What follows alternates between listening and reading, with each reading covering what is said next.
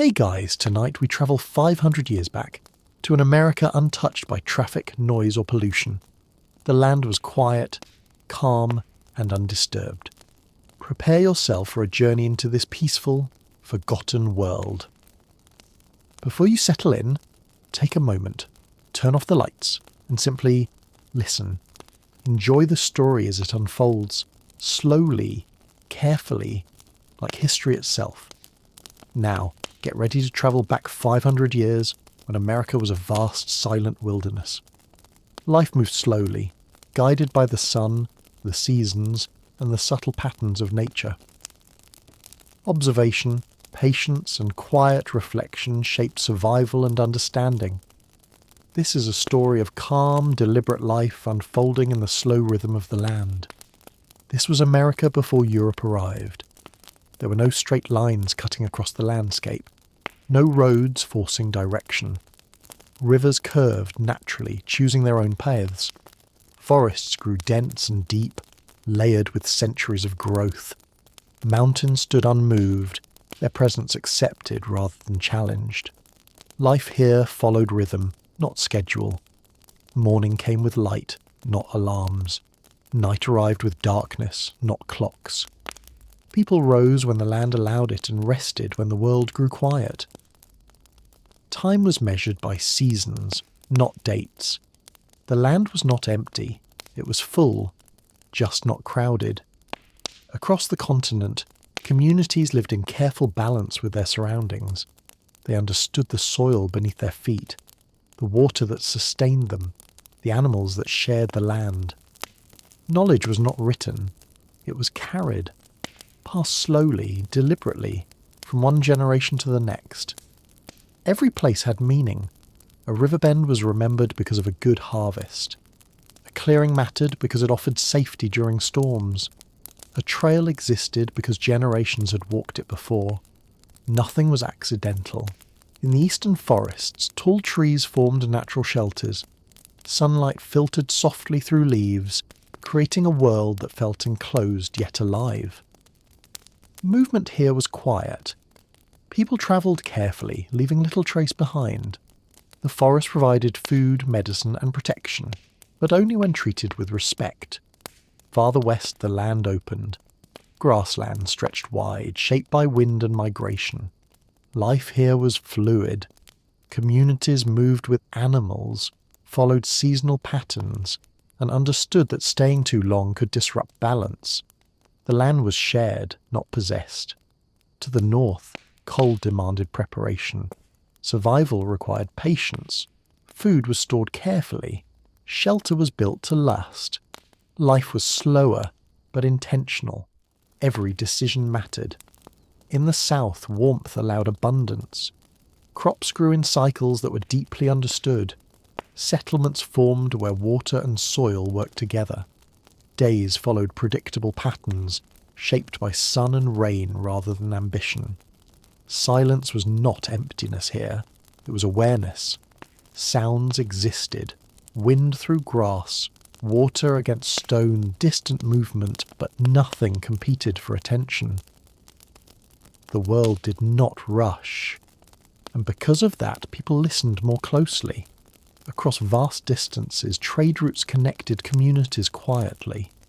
Goods moved hand to hand, story to story. No single place controlled the land. No central power demanded authority.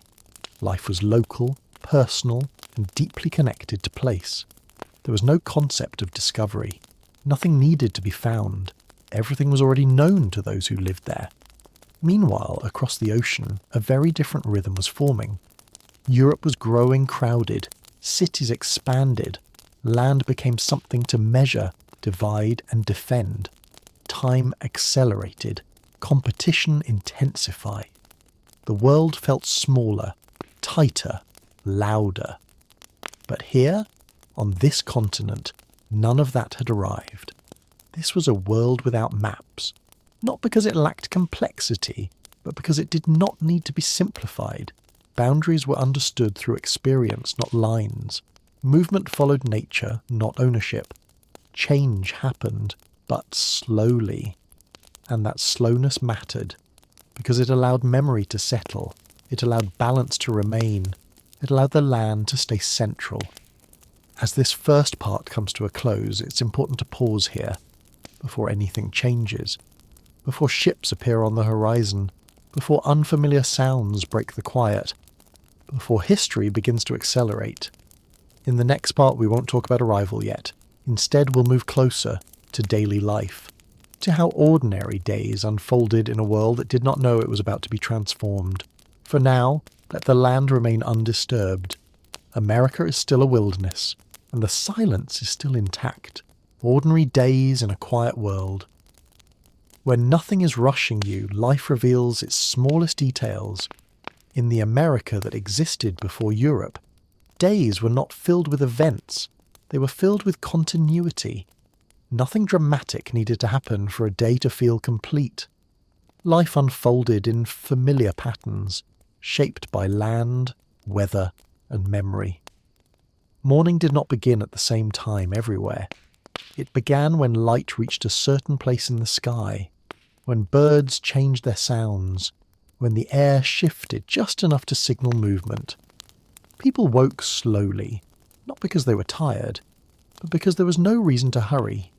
Daily life followed awareness, not obligation. Food was gathered with intention. Hunting was not constant, it was seasonal, thoughtful, and restrained. Fishing followed the rhythms of rivers and tides. Plants were collected when they were ready, not when they were demanded. Nothing was taken without understanding what it cost. This relationship with food shaped everything else. There was no excess, but there was enough. Storage was careful. Sharing was expected. Waste was rare, not because it was forbidden, but because it made no sense. Every object had a purpose. Every tool was shaped by experience. Shelter was not permanent in the modern sense, but it was dependable. Homes were built where they belonged, near water, protected from wind, positioned to follow the sun. Materials came from the land itself: wood, earth, stone, fibres. Structures blended into their surroundings rather than standing apart from them. Inside these spaces, life was quiet and communal. Stories were told not for entertainment alone, but for continuity. Elders spoke and others listened, not out of obligation, but because memory mattered. Knowledge lived in repetition. The same stories were told again and again, not because they were old, but because they worked. Children learned by watching. Skills were not rushed. There were no deadlines to master survival, only time and practice. Mistakes were expected, corrected gently and remembered. Movement across the land was deliberate. Paths existed, but they were flexible. Trails shifted with seasons, floods, and growth. Rivers were the primary guides, flowing naturally through regions and connecting distant places. Canoes and foot travel allowed people to move without changing the land itself. Distance was not measured in miles, but in effort and familiarity. Trade happened quietly. Materials moved from place to place, often across large regions without centralized control. Goods carried stories with them, where they came from, who shaped them, how they were meant to be used. Exchange was not about profit. It was about balance. Time passed differently here. Without written calendars, people remembered cycles, the return of animals, the flowering of plants, the shifting of stars. These patterns guided decisions, celebrations, and rest. There was no concept of falling behind, only of paying attention. Silence played a central role in daily life. It was not feared. It was not filled unnecessarily. Silence allowed listening to weather, to animals, to the land itself. In that listening came anticipation. Storms were expected before they arrived. Seasons were felt before they changed. This awareness reduced surprise and increased resilience. Conflict existed, but it was not constant. Disagreements were localized. Resolution mattered because communities depended on one another. Survival did not allow prolonged division. Balance had to be restored. Nothing about this world was simple, but it was stable. Across the continent, variations existed. No single way of living defined the land. Environment shaped culture, and culture adapted accordingly. Diversity was not an exception. It was the norm. And yet, despite differences, one principle remained consistent. The land was not owned. It was respected. People understood that they were temporary. The forest would outlast them. The river would continue after them. This awareness shaped behaviour, encouraged restraint and grounded expectations. As days passed, seasons turned quietly. Life continued without interruption. No one expected change from beyond the horizon. The ocean was distant, abstract, irrelevant. But time, even when slow, always moves forward. Far away, unfamiliar ships were being built. Instruments were being refined. Maps were being imagined. The rhythm of another world was approaching. Quietly, unknowingly. For now, though, nothing has changed. In the next part, we will widen our view to the land itself. Not just how people lived, but how the continent shaped them. The wilderness is still intact, and its silence still holds. How the land shaped the people. In a world without urgency, the land became the teacher. In the America before Europe, geography was not background, it was guidance. The shape of the land determined how people moved, what they built, what they ate, and how they understood time itself. Life did not push against nature, it followed it. Mountains were not obstacles to conquer, they were boundaries to respect. Their slopes dictated travel routes, their shadows shaped climate. Communities learned where snow lingered, where animals passed, where water collected. Nothing about the landscape was neutral. Every feature carried instruction. Rivers were the continent's quiet arteries. They connected distant regions without demanding roads. They offered food, water, transportation, and memory. Settlements formed near them not for convenience, but because rivers made sense. They flowed predictably, season after season, carving paths that humans learned rather than altered. People understood rivers the way later societies would understand streets. Forests shaped patience. In dense woodland, movement slowed naturally. Sound travelled differently. Visibility was limited. This encouraged attentiveness. Hunting required stillness. Travel required familiarity. The forest rewarded those who observed rather than rushed. Trees were not just material, they were timekeepers. Their rings marked seasons, their growth reflected weather. Their presence reminded people that longevity mattered. On the plains, the land encouraged motion. Open space changed perspective. Distance was visible. Weather arrived without warning. Communities here learned flexibility. They followed animals, adjusted shelters, and accepted impermanence as strength. Staying light meant surviving longer. The plains did not allow stagnation. In colder regions, the land demanded preparation. Winter was not feared, it was expected. Food was preserved carefully. Tools were repaired early. Knowledge of insulation, timing, and storage determined survival. Mistakes were costly, so learning was slow and precise. In warmer regions, abundance required discipline. When food was plentiful, restraint mattered. Overuse threatened balance. Farming followed cycles deeply tied to rainfall and soil health. The land taught moderation through repetition. Across all regions, one truth remained consistent. The environment was not something to overcome, it was something to understand. This understanding shaped belief systems. Spirituality was not separated from daily life. It was embedded in weather, animals, plants, and landforms. Meaning was not abstract, it was physical. A mountain could represent endurance. A river could represent continuity. A storm could represent renewal.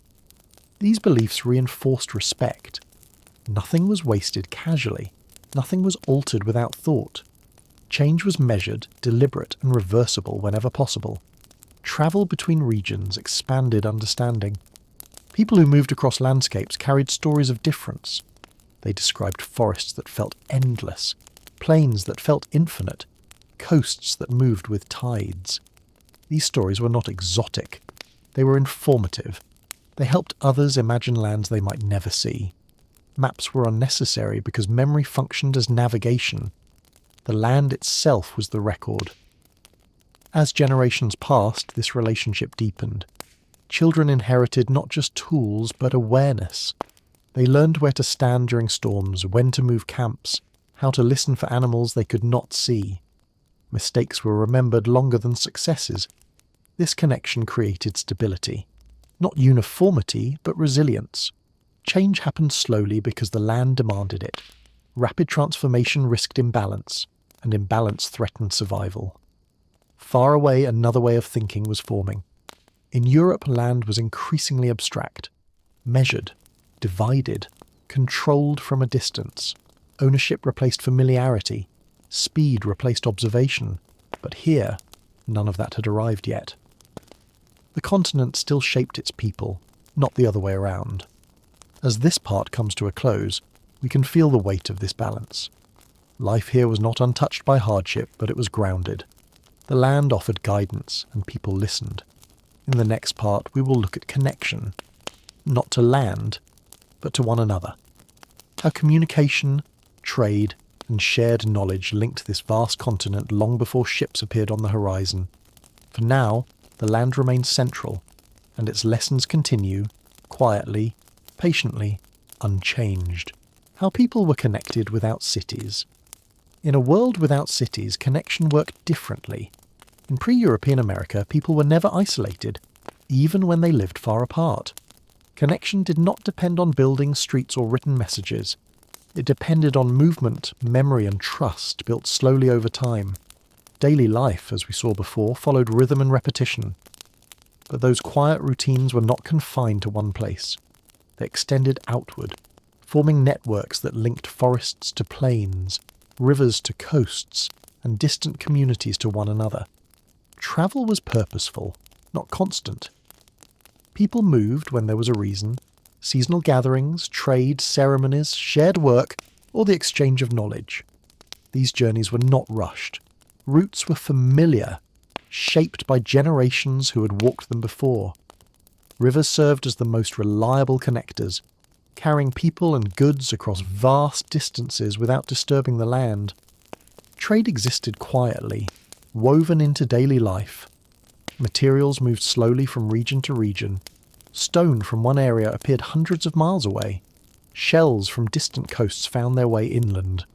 Copper, pigments, and carefully crafted tools travelled hand to hand, not through markets, but through relationships. Nothing moved anonymously. Every object carried a story: who made it, where it came from, how it should be used. Exchange was built on mutual recognition, not profit. Value was measured by usefulness, durability, and meaning. Communication worked the same way. Stories travelled with people. News of weather patterns, animal movements, or environmental changes spread gradually. No single voice dominated. Information flowed outward, adjusted as it moved, shaped by local understanding. This slow movement of knowledge created resilience. Communities learned from one another without losing their own identity. Techniques adapted, practices shifted gently, innovation happened, but it was absorbed carefully, not imposed. Gatherings played an essential role. At certain times of the year, groups came together. These were not chaotic events. They were structured moments of connection, times to share food, renew relationships, arrange partnerships, and resolve disagreements.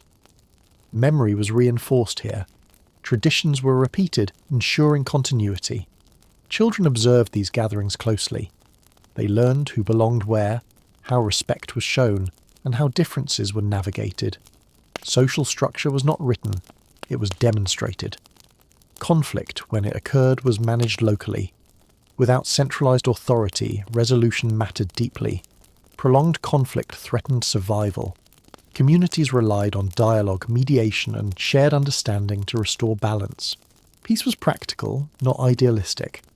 The absence of cities did not mean disorder. It meant flexibility. Leadership existed, but it was situational.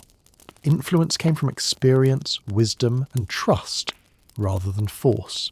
Decisions were shaped by consensus and long-term impact rather than speed. Time reinforced these systems. Because nothing moved quickly, mistakes had consequences that were remembered. This encouraged caution. Changes were tested gradually. If something disrupted balance, it was adjusted or abandoned. This approach shaped a continent-wide stability that outsiders would later misunderstand. From a distance, it might have appeared empty or undeveloped. In reality, it was finely tuned, just not concentrated. Europe at the same time was moving in the opposite direction. Cities grew dense, authority centralized, trade accelerated. Communication became faster, but also more detached. Decisions travelled farther from their consequences. These two systems could not remain unaware of each other forever. But for now they existed separately. America remained connected without compression, linked without noise, complex without congestion. As this part comes to a close, we can begin to sense the strength of this quiet network. A continent tied together not by walls or roads, but by understanding, movement and memory. In the next part, we will turn our attention outward, to the edges of this world, to the coastlines where land meets water, and where the first distant signs of change will eventually appear. For now, the connections hold, and the silence continues. Living with the land, not over it, long before borders, long before names on maps, life in America followed the land instead of reshaping it. Daily routines, as we explored earlier, were not scheduled by clocks or driven by productivity. They were shaped by soil, water, wind, and season. Every task, whether gathering, hunting, building, or resting, was an answer to the environment rather than an attempt to control it. The land was not property, it was relationship. People understood where food could be found, where shelter was safest, and where movement should slow down. This knowledge did not come from exploration. It came from attention. Generations observed the same valleys, the same rivers, the same tree lines, learning how the land behaved over time. Food systems reflected patience. Rather than extracting everything at once, people worked within natural cycles. Fields were small, harvests were intentional. Hunting followed rules that were remembered, not written. Certain animals were left alone at certain times. Certain areas were avoided to allow renewal. Nothing was taken without awareness of return. Homes were built the same way. Structures were temporary by design, even when they lasted for years. Materials came from nearby sources and returned to the earth when no longer needed. There was no concept of permanence as dominance. Stability came from adaptability. If a place changed, people changed with it. Weather patterns were studied quietly. A shift in wind, a delay in rainfall, or the absence of an expected animal signalled adjustment. Plans were flexible. Movement followed conditions, not expectations. This created a form of security that did not rely on storage or surplus alone. Security came from knowing how to respond. Children learned these lessons early. They were not separated from daily life. They watched how tools were made, how food was prepared, how silence was used. Learning was continuous, woven into ordinary moments rather than formal instruction. There was no sharp division between work and rest. Tasks flowed naturally into pauses. Walking was thinking time. Repetition was grounding. Even boredom had value. It allowed observation. Silence was not empty. It was informative. Spiritual understanding grew from this closeness. Belief systems did not sit apart from daily life. They were embedded in actions, how a hunt began, how a meal was shared, how loss was acknowledged. Gratitude was practical. Respect was behavioural. The land was not worshipped as an object, but honoured as a living system. This worldview shaped restraint. Excess accumulation had little purpose. Carrying too much slowed movement. Hoarding disrupted balance. Wealth was measured by skill, reliability, and contribution. Leadership followed the same principle. Those who understood the land deeply, its dangers, its signals, its limits, were listened to. Authority was earned through consistency, not imposed through force. Mistakes were remembered, not repeated casually. A poor decision could affect an entire group. That awareness encouraged humility. Listening mattered. Observation mattered more than opinion. Over time, this created communities that were quiet but not simple. They were complex in subtle ways. No fences marked territory, but boundaries were understood. No maps were drawn, but routes were known. No clocks measured the day, but timing was precise. From a distance, this way of life appeared slow.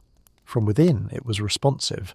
Meanwhile, far across the ocean, a different relationship with land was forming. Land was being measured, divided, named, and owned. Productivity was accelerating. Cities were tightening. Distance was shrinking. Speed was becoming valuable. These two ways of living were moving toward one another without knowing it yet. But for now, America remained as it had been. Vast, quiet, aware. The land held memory. The people listened. In the next part, we will begin to feel the edges of that stillness shift, slowly, almost imperceptibly, as unfamiliar movements appear on the horizon. Not as invasion yet, not as conflict, just as change. For now the land breathes, and life continues unhurried. Time, without urgency. In the America that existed before names, before borders, and before urgency, time did not push forward. It moved sideways. As we saw in earlier parts, daily life was not built around achievement or progress. There was no sense that tomorrow had to be better than today. Tomorrow simply had to arrive. People did not wake up chasing improvement. They woke up responding to conditions. Light determined movement. Temperature decided pace. Hunger guided action. Time was not divided into units. It was experienced as flow. Morning did not mean productivity. It meant awareness. The early hours were often quiet. Watching weather, listening for animals, sensing change. These moments were not preparation for life. They were life itself. Afternoons carried movement. Walking long distances was normal. Not fast, not slow, just steady. Paths were familiar but never taken for granted. Every journey involved attention, to ground texture, to sounds, to subtle shifts in air. Even repetition carried variation. No 2 days were exactly the same because nature did not repeat itself precisely. This trained people to notice small differences. A broken branch, an unusual bird call, a delayed sunrise glow. Observation replaced haste. As mentioned in Part 2, tasks were rarely rushed. Rushing created mistakes. Mistakes wasted energy. Energy was valuable because it came from food, and food required effort. Efficiency was not speed. Efficiency was alignment. When food was gathered or hunted, the process itself mattered as much as the result. Preparation was careful. Tools were handled with familiarity, not urgency. There was no background noise of constant activity. Silence was the default setting. Even conversation followed rhythm. People spoke when necessary and paused without discomfort. Stories unfolded slowly, often repeated across generations. Memory did not fade quickly because life was not crowded with distraction. Night brought no sense of loss.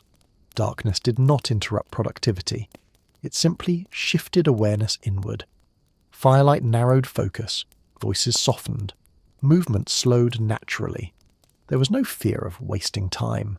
Time could not be wasted because it was not owned. Children grew within this rhythm. They were not pushed toward milestones. Growth was observed, not forced. Skills emerged through imitation and gradual confidence. Learning had no deadline. Failure was allowed. A missed attempt was information, not judgment. This created emotional steadiness. Without constant evaluation, people developed patience. They understood delay. Waiting was not uncomfortable. It was expected. Seasonal change reinforced this mindset. Long winters demanded stillness. Extended summers allowed movement. There was no resistance to these shifts. Fighting the season made no sense. Life bent instead of breaking. Community gatherings followed the same tempo. Decisions were not rushed. Agreement took time. Silence during discussion was common and respected. Leadership was quiet. Those who spoke less often carried more weight. Knowledge was demonstrated through accuracy, not volume. In contrast, urgency had not yet entered the land. There were no alarms, no deadlines, no pressure to move faster than the body allowed. From a modern perspective, this might seem inefficient, but it was sustainable. This relationship with time created endurance. Generations survived not by accelerating, but by pacing themselves within nature's limits. The land did not demand urgency, and so neither did life. Yet far away, unseen and unheard, another kind of time was forming, one measured by profit, distance, and competition. A time that valued speed over presence. That version of time was moving closer, not loudly, not suddenly, just steadily. In the next part, we will begin to sense that quiet rhythm encountering something unfamiliar. Not conflict yet, but tension, a subtle mismatch between ways of living. For now, time remains open, unmeasured, and patient, listening to the land before maps were drawn. Before the land was claimed or divided, America was something people listened to, not owned, not conquered, listened to. As Part 6 showed, time itself moved gently here. In that same spirit, the land was never treated as silent or passive. It was considered responsive, sometimes generous, sometimes withholding, always aware. People believed the land spoke first, not with words but with patterns, the direction of wind before dawn, the way fog settled lower than usual, the sudden absence of birds where they were normally present. These were not random details. They were messages, quietly delivered. Listening required stillness, and stillness was already built into daily life. Hunting did not begin with pursuit. It began with watching. Long hours could pass without movement. Muscles rested while attention worked. The land was read the way others might read a story, slowly, carefully, without skipping ahead. Gathering followed the same rule. Plants were not harvested aggressively, only what was needed. Overuse was remembered because it had consequences. When a place stopped providing, the reason was understood without debate. Balance was not philosophical, it was practical. As discussed earlier, efficiency meant alignment. That alignment extended beyond time into space. Camp shifted locations not for expansion, but for recovery. The land needed pauses too. Nothing stayed permanent for too long. Even structures were designed with impermanence in mind. Homes blended into surroundings. When abandoned, they returned quietly to the earth. No scars, no insistence on permanence. This created a relationship built on humility. People did not see themselves above the land. They saw themselves within it. One life among many. Important, but not central. Children learned this early. They were taught where not to step, which places required silence, which areas demanded respect, not use. These lessons were not framed as rules. They were shared as awareness. Disrespect had consequences, but not punishment. Nature corrected behaviour naturally. Storms arrived when warnings were ignored. Scarcity followed excess. These outcomes were not moralised. They were accepted as feedback. That acceptance shaped emotional resilience. Fear existed, but panic did not. When danger appeared, responses were measured. There was no impulse to dominate the threat, only to understand it well enough to survive. Fire, for example, was treated as a companion, not a tool. It was fed carefully, watched constantly, and extinguished with respect. Fire could warm, cook, protect, or destroy. Control was never assumed. The same mindset applied to animals. Predators were not enemies. They were competitors. Their presence indicated balance. Their absence suggested imbalance. This perspective prevented arrogance, and arrogance in this land was dangerous. Seasonal migrations followed invisible agreements between humans and nature. When one area grew thin, movement followed. No bitterness, no resentment. Leaving was normal. Staying forever was not. From a modern view, this might seem unstable, but it created flexibility. When environments changed, people adapted rather than resisted. This adaptability would later prove essential, because soon a different kind of presence would approach, one that did not listen before acting, one that measured land by boundaries rather than signals. But in this moment, that future remains distant. For now, the land still speaks first, and the people still know how to listen. In the next part, that listening will encounter something subtle, yet unfamiliar, not invasion yet, but observation from afar, a distant curiosity that does not fully understand what it is seeing.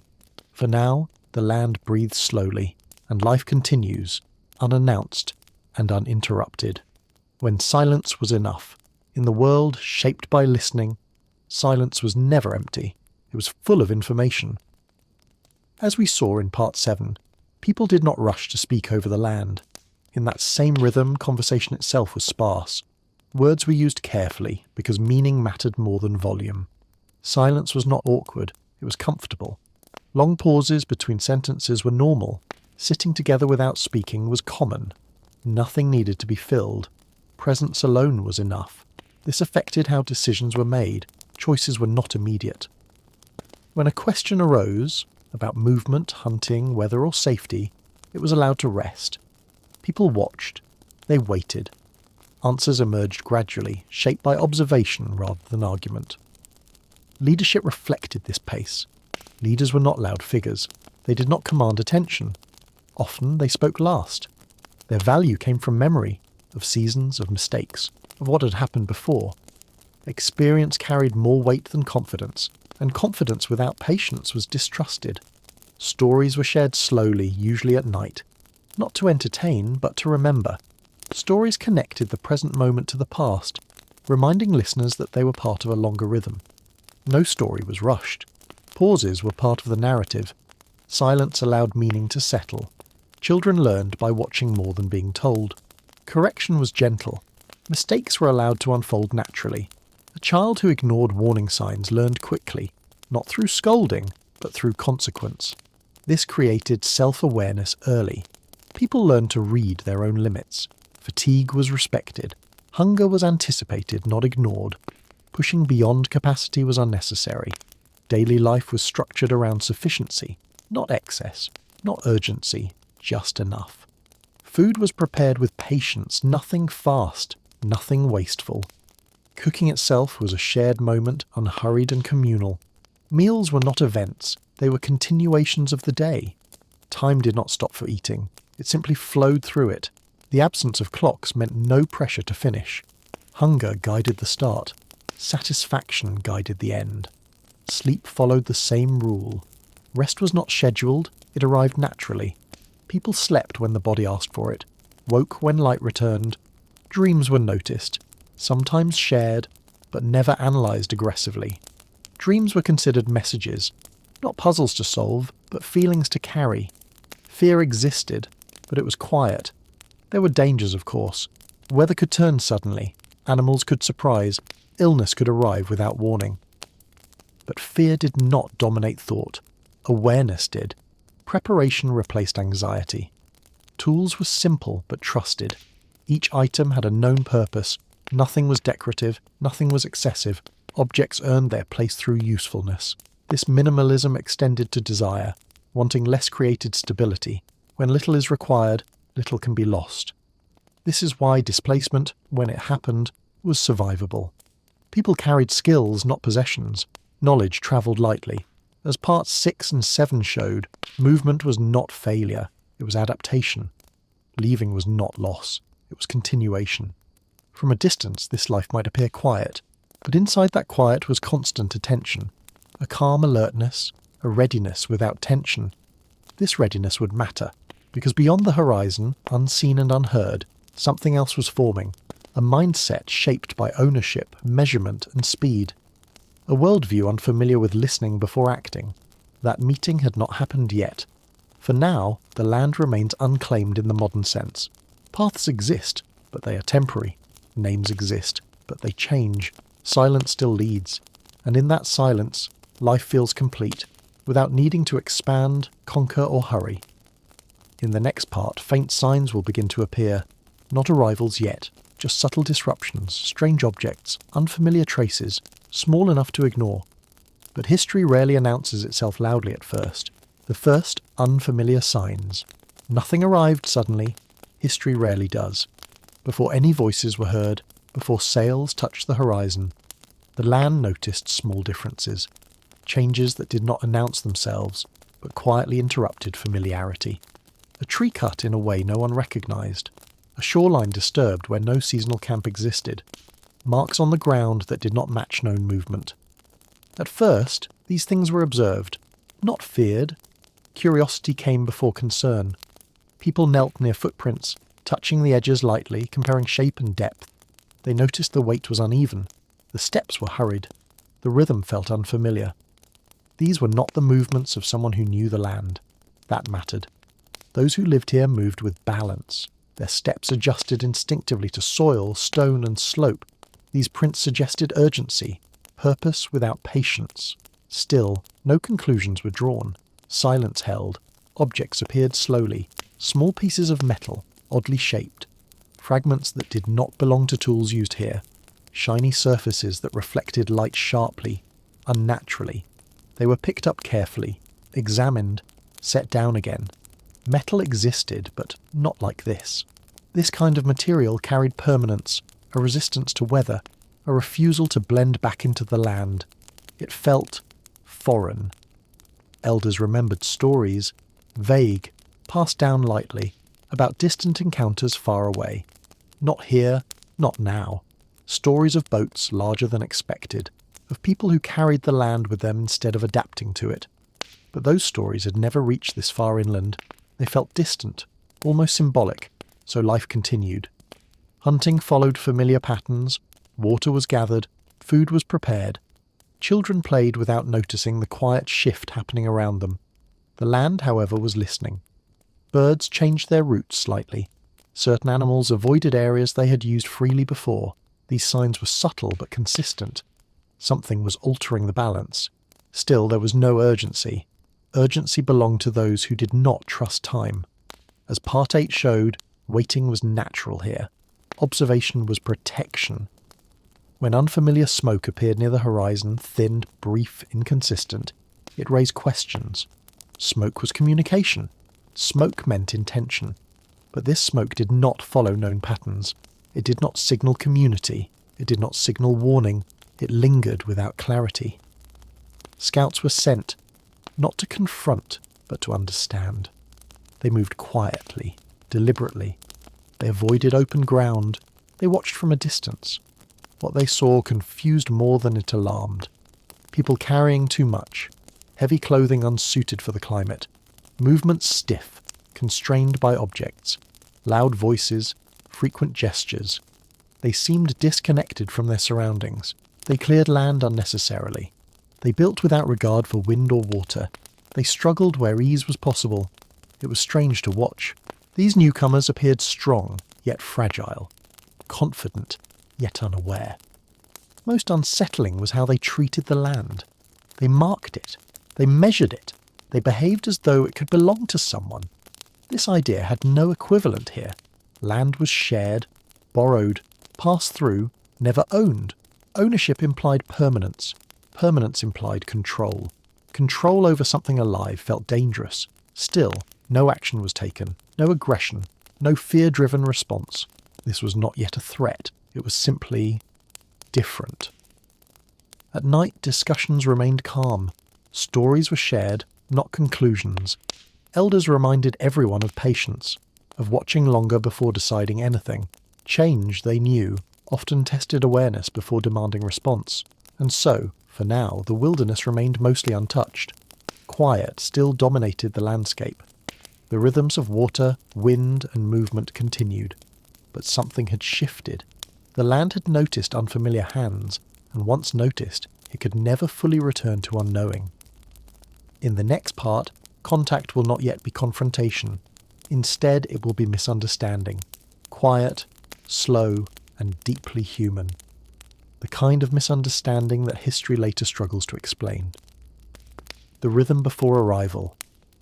Life in the wilderness had its own pulse, a rhythm unhurried yet precise. As we have seen, time flowed naturally, guided by light, wind, and the subtle changes of the seasons. The land itself dictated the day, when to hunt, when to gather, when to rest. Every movement was in dialogue with nature, every pause measured with care. Nothing was rushed, nothing forced. People lived in constant observation, or even silence held meaning. The forests, rivers, plains, and coasts spoke, and the people listened. Each footstep, each gesture, was measured against this larger, quiet awareness. Even laughter followed rhythm, echoing softly without disturbing the balance of life. Before the distant arrival of outsiders, the wilderness was rich with familiarity. Children ran along familiar paths, their footsteps tracing routes their ancestors had taken for generations. Elders moved with care, demonstrating how to harvest only what was needed, how to leave the land prepared for tomorrow. Tools were used deliberately, not hurriedly. Hunting and gathering were exercises in patience and skill, not competition. The land provided, but only to those who understood its instructions, who could read subtle changes in weather, soil, or animal behaviour. Knowledge was inherited orally and experientially. There were no written instructions because memory and observation were sufficient. The waterways connected communities, not through roads or markets, but through repeated journeys. Canoes travelled silently over rivers, carrying people, goods, and stories. Every object transported held meaning. A shell, a piece of stone, a crafted tool, all carried information about its origin and purpose. Trade existed, but it was relational, built on trust and understanding rather than exchange for profit. Communities were linked through observation, respect, and shared knowledge, forming networks that spanned vast distances without visible walls or permanent settlements. This connection created stability without structures, flexibility without chaos. Seasons dictated the pace of life. Winters slowed movement, requiring preservation and careful preparation. Summers allowed mobility, offering abundance yet demanding awareness of limits. People adjusted naturally, never hurriedly. The rhythm of survival was embedded in daily actions. The timing of planting, the selection of game, the rotation of camps, the maintenance of tools. Every action was interconnected, reinforcing a balance between human needs and natural cycles. Children learned to anticipate change, to recognize patterns, to respect limits. Mistakes were observed carefully and remembered, not punished. Knowledge was cumulative, shared through experience rather than written law. The arrival of unusual signs, smoke from distant horizons, unfamiliar objects, or irregular sounds, was noted quietly. Observation preceded response. Elders consulted with the experienced, scouts travelled deliberately, and communities adjusted slowly, carefully, without panic. The wilderness had taught patience, restraint, and attentiveness. These skills were embedded in the rhythm of life, invisible yet powerful. The land itself trained its people to notice, to adapt, and to respect the flow of time. Before contact, life was complete within itself. It was sustainable, rich, and continuous. Every day followed an organic order. Every night closed naturally without interference. Sleep was measured not by hours but by need. Rest was part of survival, observation, and renewal. Food was prepared thoughtfully. Conversations were deliberate. Movement was attentive. Silence was meaningful. Existence was profound in its simplicity, woven seamlessly into the natural world. As we approach the first hints of outside presence, it is clear that the rhythm of life here was self-sufficient, resilient, and deeply tuned to the land. The subtle shifts observed, unfamiliar tools, odd markings, and distant movements will begin to challenge this rhythm, but not yet. For now, patience and observation dominate, preserving a way of life attuned to time, place, and balance. In the next part, we will notice how these small, unfamiliar changes begin to accumulate. Nothing loud, nothing dramatic, just a quiet introduction of the unknown, slowly intersecting with the wilderness and its inhabitants, setting the stage for the first encounters. Subtle changes on the horizon. Life continued in its quiet rhythm as it had for generations. Each day was a dialogue with the land, each night a return to calm observation. People moved through familiar forests, across plains and along winding rivers, their steps measured, deliberate, and in harmony with the patterns of the world around them. Nothing was hurried. Nothing was wasted. Every action reinforced balance. But now, subtle changes began to ripple through this world, faint, almost imperceptible, yet enough to draw attention. At first, these changes were small. Unusual footprints appeared near commonly travelled paths. Small tools, unlike anything seen before, were discovered lying in areas that had always been predictable. Smoke, thin and fleeting, drifted from distant hills where no campfires had previously been. The elders noticed immediately, their eyes tracing patterns, their memories comparing every mark, every disturbance with seasons past. Children watched, curious but unalarmed, sensing that something was different, though not yet dangerous. Knowledge and experience taught them to remain attentive without fear. The newcomers' traces were precise but foreign. Their presence disrupted the invisible order without yet challenging it. Movements were hurried, inconsistent, lacking the natural flow the land had taught generations to follow. Objects left behind carried permanence, metal that resisted decay, structures that suggested ownership, materials that did not blend into the environment. These items, unfamiliar and conspicuous, were treated with careful curiosity. People examined them without haste, handling them lightly, returning them when no immediate use was found. Everything was measured against a deep understanding of balance, the needs of humans, animals, and land alike. Communication remained calm. The elders gathered in quiet discussion. No decisions were made immediately. Observations were recorded in memory, stories retold with precision, and every detail weighed over hours and days. Scouts were sent along predictable routes, moving silently, watching, documenting without interaction. Every step, every pause was deliberate. In this society, rushing was wasteful. Attention was security. The rhythm of life persisted, yet the first friction of change was palpable. Wildlife reacted subtly. Birds altered their flight paths. Deer avoided familiar grazing areas. Even rivers in small ways reflected the disruption. Currents traced by canoes seemed slightly slower, as if the land itself sensed imbalance. People interpreted these signs naturally, integrating them into decision-making, adjusting movement and activity without panic or anxiety. Daily routines remained, but awareness sharpened. Gathering plants required more attention to subtle changes in growth patterns. Fishing demanded observation of water shifts. Hunting required heightened sensitivity to both prey and surroundings. Children, guided by adults, learned to read these signs, understanding that the world was dynamic, not static. Even a minor deviation in plant growth or animal behavior could carry meaningful information. Every action reinforced patience. Preparation became more deliberate. Tools were examined before use. Fire was maintained with care, recognizing its power to nourish or destroy. Food was rationed thoughtfully, with no sense of scarcity panic, only mindful conservation. Conversations flowed slowly, deliberately, with silence often carrying more weight than speech. Stories incorporated these small disturbances, preparing younger generations to observe without assumption, to act with respect and foresight.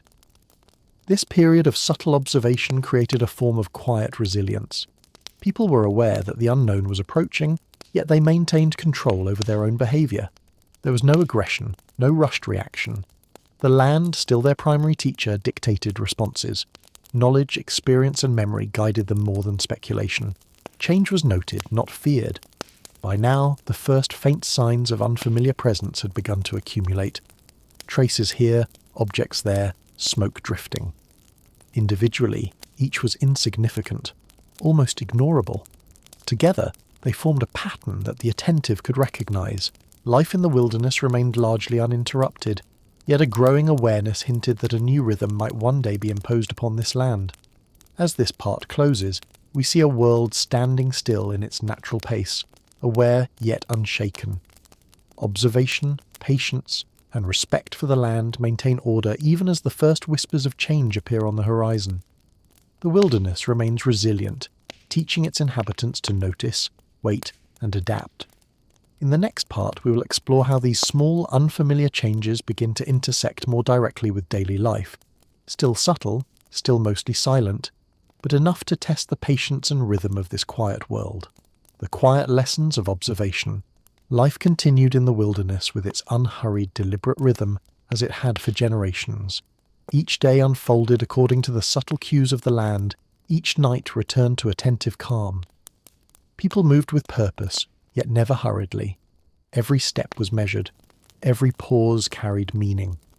As we have seen in earlier parts, the land was not silent. It spoke through patterns, signs, and changes that were almost imperceptible.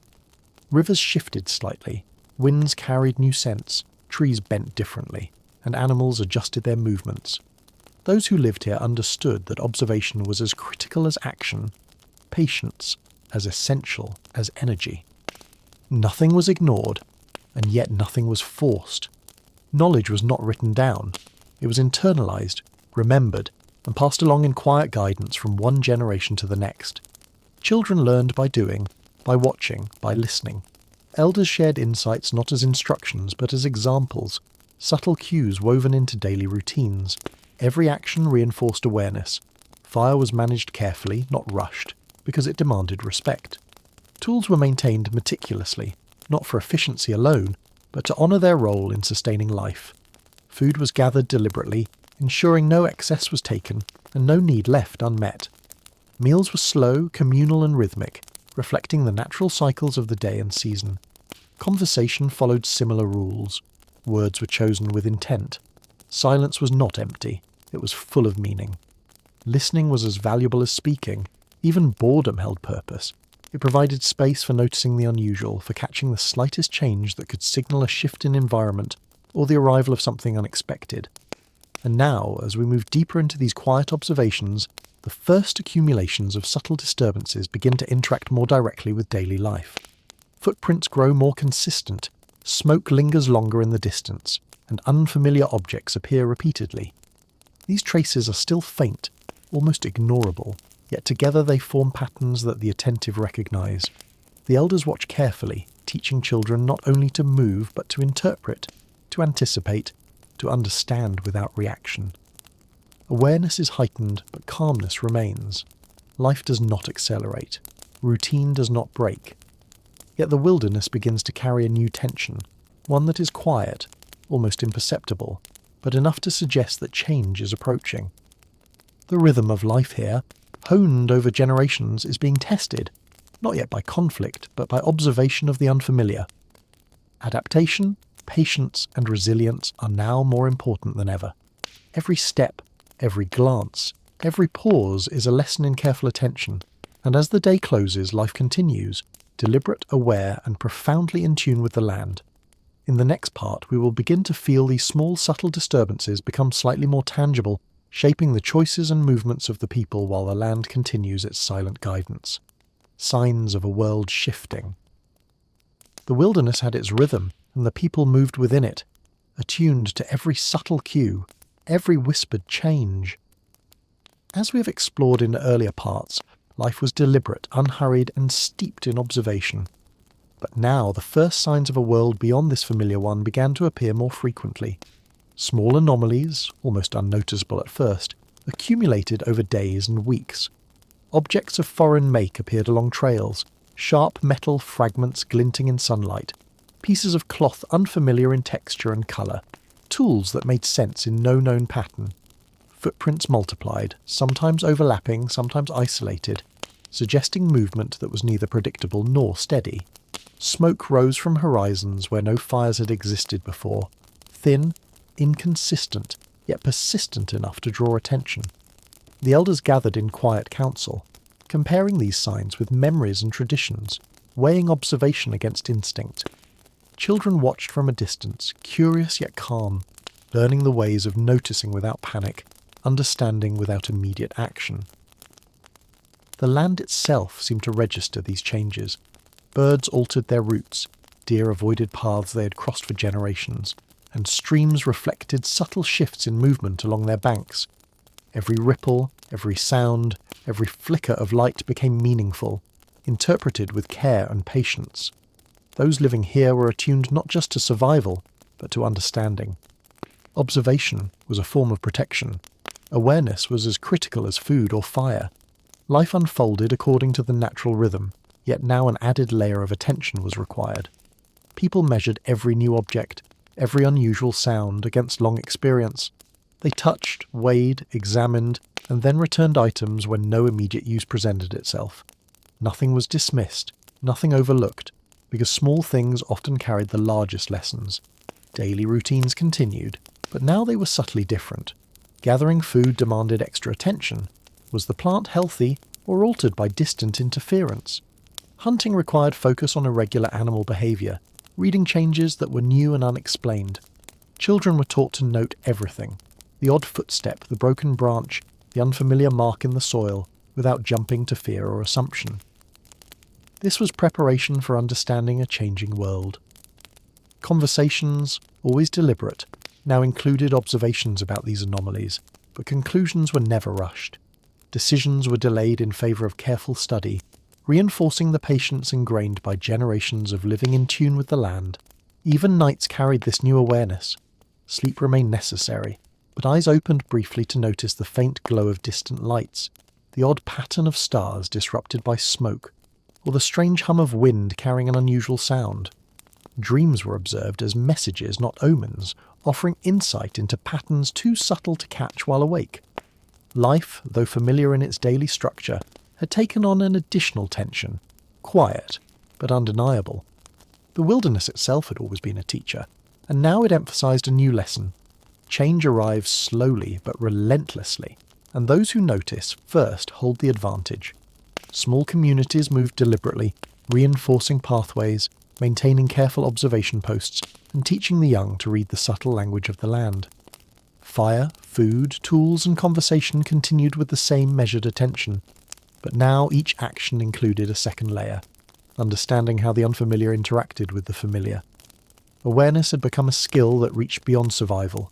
It was strategy, applied quietly, patiently, and without panic.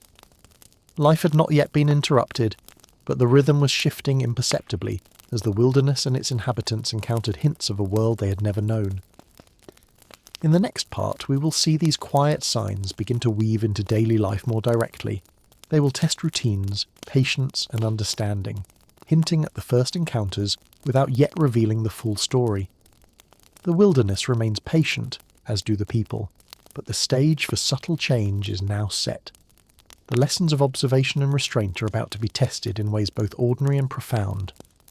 The quiet unfolding of change. The wilderness was patient, but change has a way of seeping in silently, like water through stone. As we have seen in Part 13, small signs of unfamiliar presence had begun to ripple through daily life. The glint of metal where none belonged, footprints that disrupted familiar paths, smoke drifting from horizons once untouched. The people here moved with measured caution, maintaining routines honed over generations, yet now an added layer of vigilance threaded itself through every action. Gathering, hunting, travelling, resting. Each task was performed with mindfulness, not only for survival, but also to understand these anomalies, to interpret the subtle messages they carried.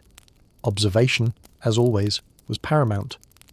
Yet the rhythm of life was being tested softly, almost imperceptibly, by a presence that did not follow the established order of the land.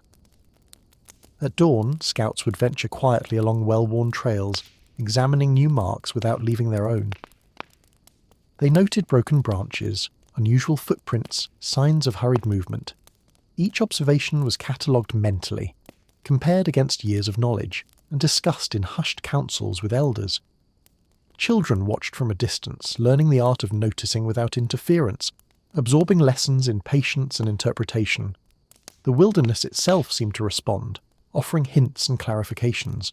A bird taking a different path, a deer hesitating where it had always passed, wind carrying the faintest scent of something foreign.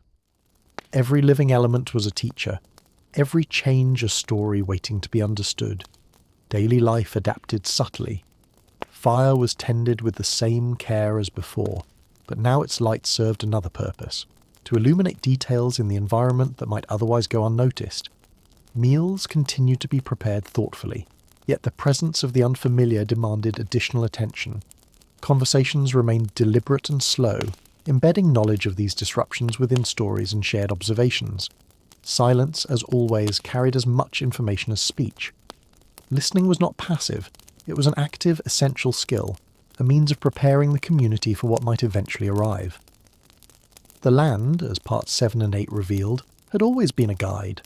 Now its lessons included recognizing disturbance and irregularity. People observed patterns of animal behaviour, shifts in vegetation, even minor changes in soil moisture.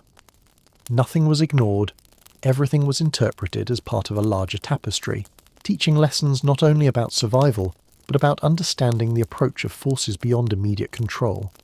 Patience remained vital. Hasty reactions were dangerous, potentially misreading signs or drawing unnecessary attention. Calm attention was the strength of those who understood life as a conversation, not a conquest. Communities maintained cohesion through shared vigilance. Each member, young or old, had a role in observing, interpreting, and preserving balance. Preparation, not panic, was the guiding principle. Movements were deliberate. Paths were chosen with care. Even leisure, the moments of rest and play, were framed by awareness of the subtle shifts around them.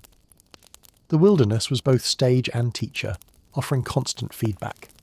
People responded thoughtfully, maintaining a balance between caution and the continuation of ordinary life.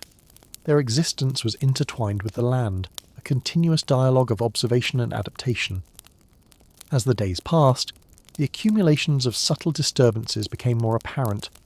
Patterns formed from individual signs, the same tools appearing repeatedly, footprints converging near strategic areas, smoke drifting more frequently from unusual locations. These hints did not yet signal confrontation, but they required the community to sharpen its awareness. Life, though still rooted in the natural rhythm of the wilderness, now carried an undercurrent of anticipation. Observation, patience, and adaptability became not just virtues but necessities. Each step, glance, and action was part of a careful assessment of the changing environment. Evenings reflected this heightened awareness. Fires burned with careful attention, stories were shared with precise detail, and dreams were discussed as messages helping prepare the mind for subtle changes. The land continued to teach, quietly and insistently. Those who listened learned resilience. Those who adapted survived. And through it all, the wilderness remained patient, observing as much as it was observed.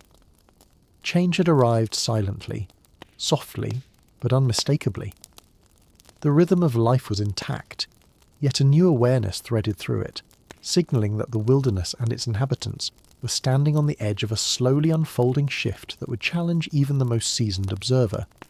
In the next part, the subtle signs will start influencing choices in daily life more directly. Not yet invasion, not yet contact, but the beginnings of a world that is noticing something foreign entering its domain. Awareness will grow, patience will be tested, and the calm order of the wilderness will begin to meet a new reality. When curiosity meets routine.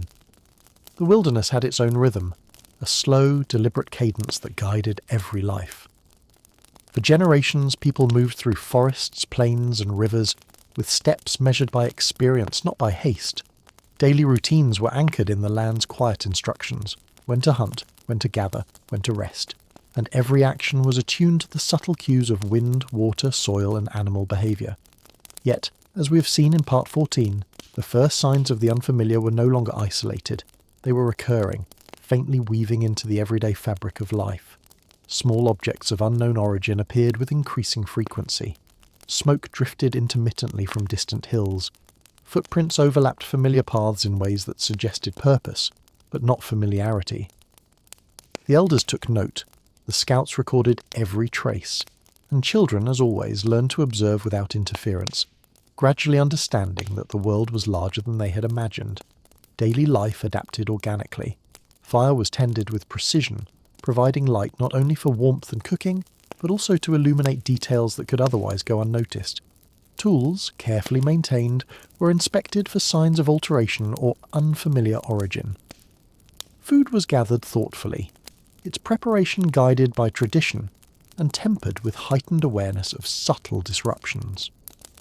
Conversations remained slow, deliberate, and purposeful, embedding observations of these anomalies into stories and lessons for younger generations. Silence carried meaning. Listening was as crucial as action. The land, always a teacher, now instructed in a new dialect. Observation of change, interpretation of subtle signals, and patience in the face of the unfamiliar. Communities functioned as interconnected networks. Scouts moved quietly along rivers and trails, noting irregularities. Elders compared these observations with memory and knowledge, evaluating each sign within the context of centuries of experience. Children learned that small details mattered: the angle of a footprint, the shape of a broken branch, or the faint gleam of metal.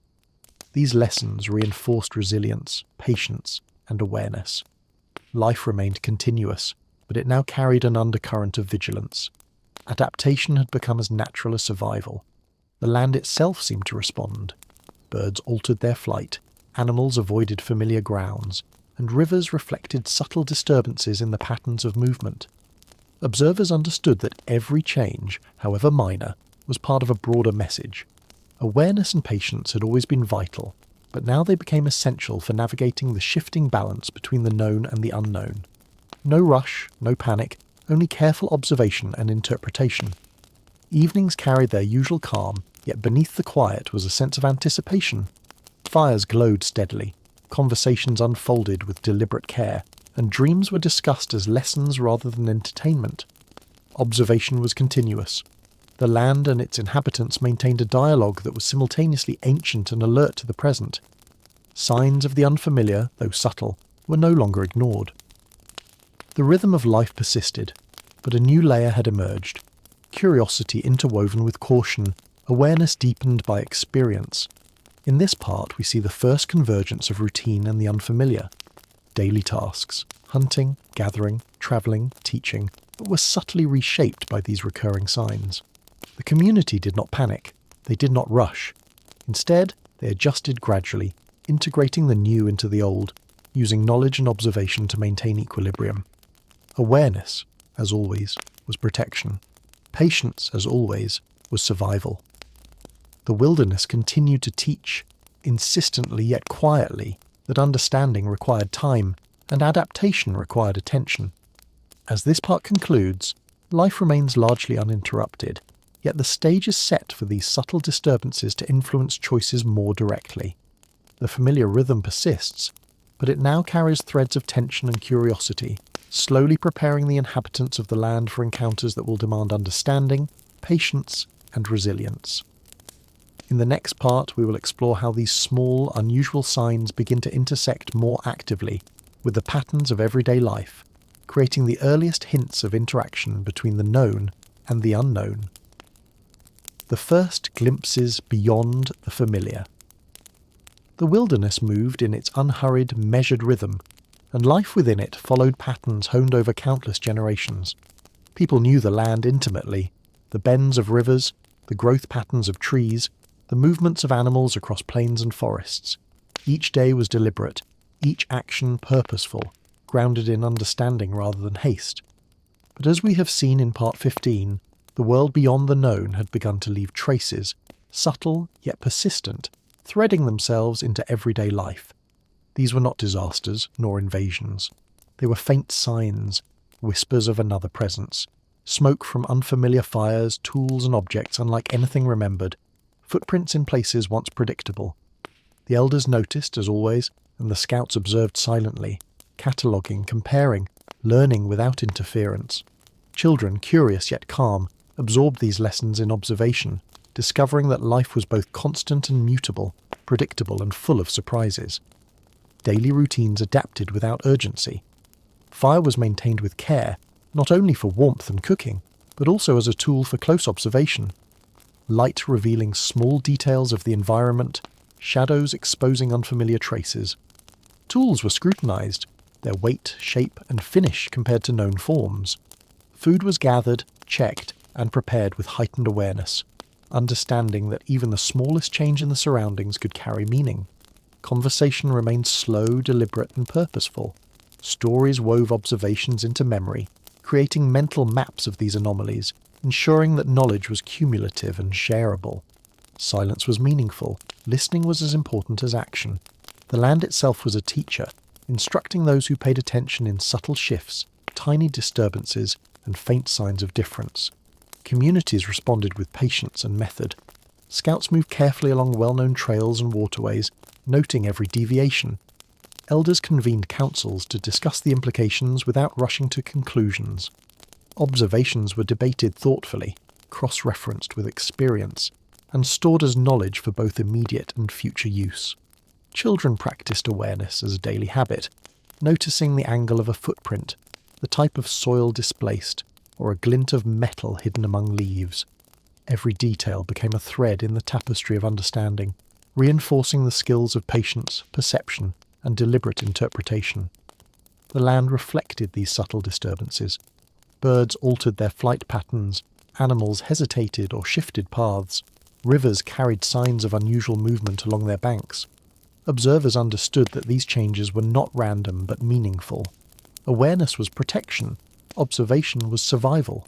No hurried reaction was necessary, only attention and patience. Every movement, every glance, every choice was made with a heightened sense of responsibility to the land and its lessons. Evenings remained calm yet filled with quiet anticipation. Fires glowed steadily, stories were shared with precision, and dreams were discussed as practical tools for interpreting reality. The wilderness and its inhabitants maintained a continuous dialogue. The land teaching, the people listening, the rhythm of life subtly shifting as awareness grew. Curiosity was interwoven with caution, understanding blended with experience, and routine was augmented by subtle observation. The first glimpses of a world beyond the familiar began to take shape in these small, careful moments. Daily life, though largely uninterrupted, was being redefined by recurring signs. Unusual tracks, glimpses of unfamiliar objects, faint smoke on the horizon. These were not yet encounters, but the stage for interaction was forming. Observation and patience remained the pillars of survival, guiding every movement, every decision, every lesson passed to the next generation. The wilderness continued to teach, quietly, persistently, that understanding and adaptation are earned over time. As this part closes, the rhythm of life persists, yet a new awareness threads through it. Change has arrived in whispers, not storms. The familiar patterns are still dominant, but the edge of something unknown is beginning to shape experience, perception, and choice. In the next part, we will explore how these faint signs begin to intersect more directly with daily activities, nudging the community to notice, respond, and adapt, while the wilderness continues its quiet instruction. The whispering footprints of change. The wilderness maintained its measured rhythm, a rhythm that had guided generations through countless cycles of sun and snow, drought and abundance. Life was deliberate, each step calculated, each pause meaningful. People had long learned to observe, interpret and act with patience. But as we have seen in Part 16, the quiet world was beginning to shift. The first faint imprints of the unfamiliar were no longer isolated anomalies. They were gathering into subtle patterns. Footprints, once singular, now appeared repeatedly along trails. Small fires, foreign in construction and placement, smoked in distant hills. Fragments of materials that did not belong to the land glinted in sunlight. These signs, though still subtle, demanded attention, and the people were nothing if not observant. Daily routines, though familiar, began to incorporate a new layer of scrutiny. Each step into the forest, along the river, or across the plains carried a dual purpose: fulfillment of immediate needs and observation of the unfamiliar. Children, guided by elders, learned to notice the smallest details: the way a branch was broken, the unusual shape of a stone, the slight alteration in animal behaviour. Observation was no longer merely a survival skill. It had become a form of early detection, a quiet strategy woven into everyday life. Tasks of gathering, hunting and travelling were now suffused with awareness, balancing routine with the slow unfolding of new patterns. Communities responded with subtle, deliberate action. Scouts travelled along familiar pathways, recording anomalies without disturbing them. Elders convened councils discussing the faint disturbances with measured calm, weighing them against collective memory and centuries of experience. Nothing was rushed. Decisions were deferred in favour of careful analysis. Knowledge was shared through stories, observation and example, ensuring that every member of the community, young and old, understood both the environment and the early signs of unfamiliarity. Patience was not passive. It was the active engagement of mind and body, the quiet skill of interpreting and adapting without panic. The wilderness itself seemed to acknowledge these changes. Birds altered their flight paths, animals hesitated near well-worn grazing areas, and rivers reflected subtle disturbances caused by human movement. Every ripple, every shift, every deviation was observed and recorded mentally, reinforcing the community's understanding of the land and the first whispers of the outside world. Even the wind seemed to carry messages, subtle shifts in sound and scent signalling that the world was slowly intersecting with something foreign. Observation remained central, and with it awareness became a form of survival, patience a form of preparation. Evenings carried their familiar calm, but the air held an undercurrent of attentiveness. Fires burned steadily, illuminating not only the immediate surroundings, but also the subtle glints of anomalies waiting to be noticed. Conversations were deliberate, embedding the day's observations into memory and oral tradition. Dreams were discussed thoughtfully, each interpreted as a continuation of observation, a mental rehearsal for detecting, understanding, and responding to unfamiliar elements. Daily life remained largely unchanged, but the awareness of change threaded itself into every activity, every movement, and every teaching. The accumulation of small foreign traces began to shape choices more directly. Decisions about which paths to take, where to hunt, how to gather, and when to rest. now carried an additional layer of consideration. Life continued, but it was now intertwined with the subtle lessons of adaptation. Observation and patience guided every interaction with the land, with the unknown, and with one another. The wilderness, patient as always, continued to teach that even the faintest signs of change are worthy of attention and respect. By the close of this part, the pattern is clear. Life has not yet been disrupted in a dramatic way, but the first threads of the unfamiliar are woven into the fabric of daily existence. The people's awareness, honed over generations, allows them to notice, interpret, and adapt without panic. The wilderness continues to provide structure, instruction, and resilience, and as this quiet tension grows, the stage is set for the next layer of interaction between the familiar and the unfamiliar, between enduring routine and the subtle pressures of a changing world. In the next part, we will explore how these accumulating signs begin to intersect with daily tasks and routines even more directly, testing the patience, understanding, and adaptability of the community, while maintaining the unhurried rhythm of wilderness life. The land speaks and lessons deepen. The wilderness continued its timeless rhythm, the heartbeat of a world untouched by hurry or modern invention. Life followed patterns long established. The rising sun marked the start of deliberate activity, rivers dictated travel and gathering, and the movements of animals informed the timing of hunting and foraging. Yet, as we have witnessed in the preceding parts, a subtle shift had begun to permeate this ordered world. Small signs of unfamiliar presence, initially scattered and almost negligible, now accumulated into patterns impossible to ignore. Footprints repeated along paths once predictable. Foreign objects, shards of metal, fragments of cloth, unfamiliar tools, appeared in places previously undisturbed. Smoke rose from distant hills in unfamiliar forms and intervals. The land itself seemed to respond, signalling through shifts in animal behaviour, changes in plant growth, and variations in water currents. People noticed, always observing, always measuring, but now with a quiet sense of heightened awareness. Daily routines, though unchanged in outward appearance, carried deeper layers of interpretation. Hunting, gathering, and travelling were conducted with the same careful, deliberate steps, yet every action was infused with attentiveness to the unknown. Children learned to read subtle signs.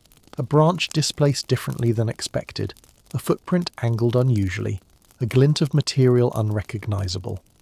Elders, custodians of experience and memory, guided these observations with calm, deliberate instruction. Knowledge was cumulative, shared across generations in stories, gestures, and practical demonstration. Observation was more than survival. It was the method by which the community maintained balance while integrating the unexpected into their known world. Communities operated as systems of quiet vigilance. Scouts travelled predictable trails with watchful eyes, noting every anomaly without disrupting it. Councils of elders discussed these signs methodically, weighing them against past knowledge and projecting their possible consequences. Actions were measured, never impulsive. The principle of patience was foundational. Hasty decisions risked misinterpretation and potentially compromised harmony. Life unfolded in deliberate cadence, with awareness as both shield and guide. Each subtle disruption, each minor irregularity, became a teacher in itself, revealing how the land and its inhabitants adjusted to the slow pressures of change. The wilderness itself acted as a mirror to these adjustments. Birds altered flight paths, animals avoided familiar grazing areas, and rivers carried traces of altered movement. Every ripple, every rustle of leaves, every slight shift in scent or sound was part of a larger narrative understood by those attuned to it. Observation remained active, purposeful, and continuous. Knowledge of these signs dictated how people moved, when they hunted, and which areas to approach or avoid. Awareness was a skill honed over generations, guiding each decision in a world that remained largely unbroken, yet increasingly influenced by traces of the unfamiliar. Evenings were long and deliberate. Fires burned steadily, illuminating both immediate surroundings and the faint hints of objects out of place. Conversations were thoughtful, stories embedding the day's observations in rich detail. Silence was meaningful. Listening was not passive, but a form of learning. Dreams, discussed in calm reflection, acted as further extensions of observation, mental rehearsals of how to respond to subtle emerging changes. Every ordinary action, preparing food, tending fire, repairing tools, carried additional layers of awareness. Adaptation had become a natural complement to routine. The accumulation of these signs began to shape decisions more directly. Travel routes were reconsidered, foraging locations adjusted, and patterns of daily activity subtly altered to accommodate the invisible presence now influencing life in the wilderness. The community maintained calm, measured, and thoughtful behaviour, balancing the known patterns of the land with the quiet disruptions introduced by the unfamiliar. Observation, patience, and measured adaptation remained essential.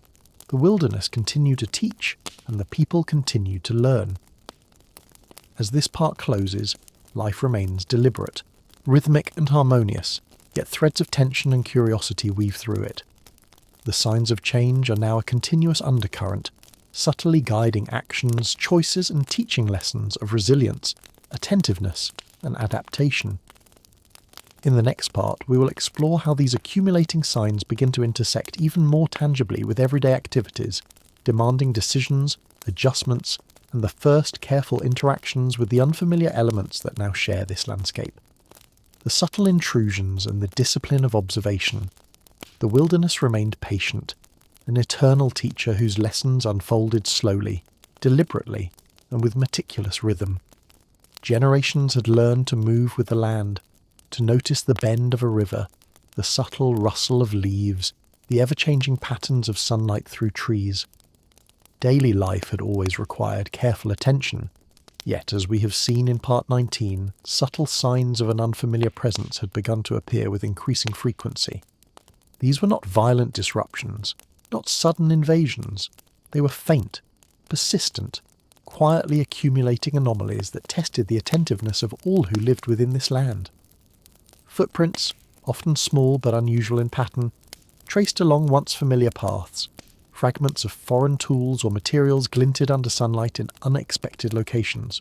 Smoke, appearing intermittently on the horizon, carried the faint scent of an unknown fire. The land itself seemed to signal these changes, shifting with imperceptible but significant hints in the behaviour of animals, in the flow of water, and in the subtle texture of the soil. Daily routines continued, yet they were now deeply layered with observation. Each act, hunting, gathering, travelling, or tending fire, was performed with deliberate care, every movement a test of attentiveness. Children learned from elders how to notice the smallest details, the slight angling of a footprint, the displacement of a branch, the unrecognisable glint of a material fragment. Observation was no longer merely survival. It had become a disciplined skill, a methodology of understanding that connected people, land, and time. Elders guided this learning with patient instruction, emphasizing reflection over reaction, calm over haste, analysis over assumption. Knowledge was accumulated, shared, and preserved, not in writing, but in attentive minds, carefully trained to record and interpret the minutiae of the changing environment. Communities maintained careful vigilance. Scouts traversed familiar trails, noting anomalies, yet deliberately leaving the unfamiliar undisturbed.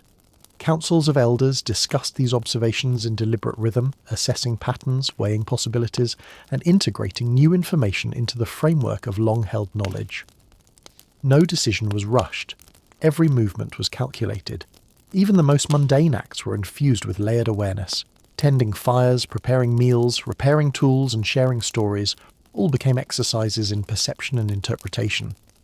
Patience, the old virtue, was now paired with the new necessity. Continuous vigilance. The wilderness communicated quietly, through a delicate interplay of environmental cues. Birds altered flight paths, animals adjusted grazing behaviour, and rivers reflected subtle changes along their banks.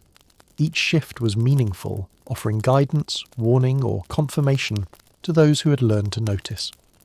Observation became an active, essential skill. It guided not only movement but understanding.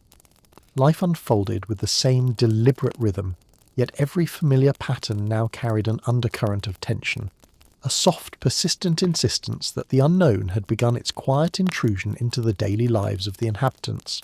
Evenings were long and reflective, a time to consolidate lessons. Fires illuminated details otherwise overlooked. Conversations wove observations into stories and principles.